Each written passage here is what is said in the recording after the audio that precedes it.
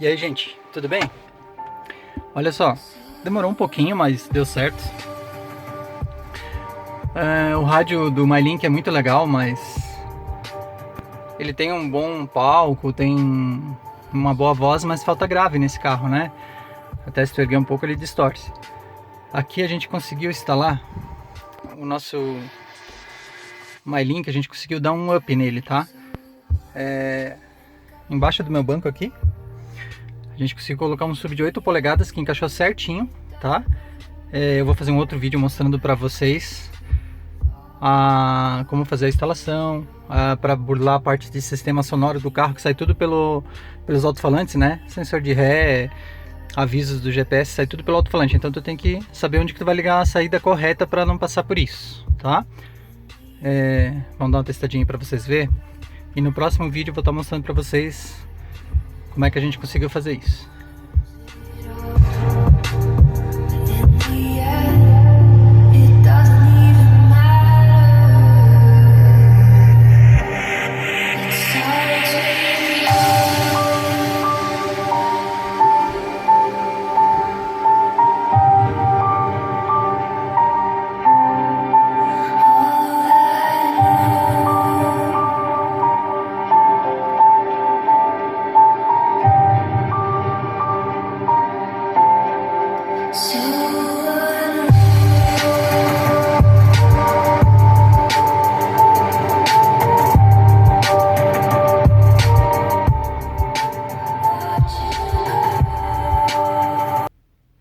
E galera, olha só, no próximo vídeo eu vou estar mostrando como é que foi a instalação, que foi um pouco complicadinha ali, mas deu tudo certo no final, né? Até a gente achar todas as saídas e tal, e fazer um negócio que ficou legal, né? Não atrapalha, não vai estar no porta-mala do carro, e o som fica muito show. Vou dar mais um teste aqui. Vamos avançar um pouco aqui, ó.